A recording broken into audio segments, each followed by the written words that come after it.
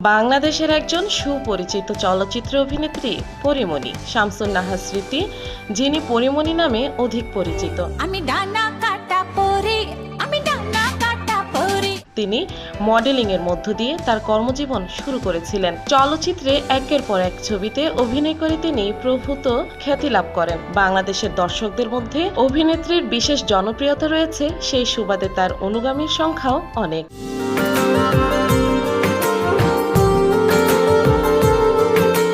তিনি বাংলাদেশের খুলনা বিভাগের সাতক্ষীরা জেলায় জন্মগ্রহণ করেন। ছোটবেলায় তিনি নিজের বাবা মাকে হারান, তারপর তার নানার কাছে বড় হন। মা বাবার মৃত্যুর পর তিনি পিরোজপুরে নানার বাড়িতে বাস করতে শুরু করেন এবং সেখান থেকেই পড়াশোনা করেন।